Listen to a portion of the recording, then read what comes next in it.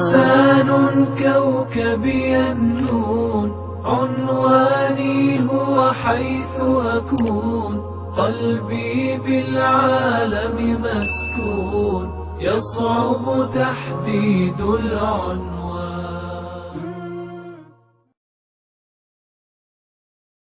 السلام علیکم ورحمۃ اللہ وبرکاتہ.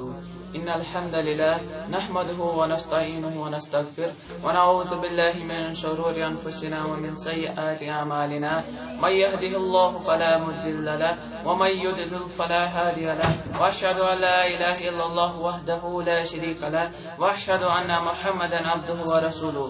اما بعد فاعوذ باللہ من الشیطان الرجیم. بسم اللہ الرحمن الرحیم. محترم ناظرین، میں آپ کے سامنے ایک چھوٹی سی تقریر پیش کرنا چاہتا ہوں جس کا موضوع ہے توحید اور اس کی اہمیت.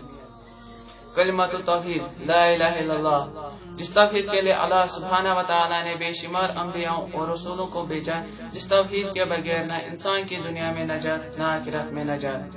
ایمان توحید کا دوسرا نام ہے. توحید جہنم سے نجات اور جنت میں داخلے کا ذریعہ ہے.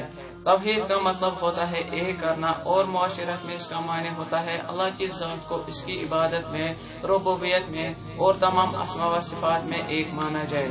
توحید کی ضد شرک ہے. توحید اسلام کے 5 ستونوں میں سے سب سے پہلا ستون ہے، جس کو لا الہ الا اللہ کہا جاتا ہے، جس کے معنی ہے اللہ کے سوا کوئی سچا یا حقیقی معبود نہیں.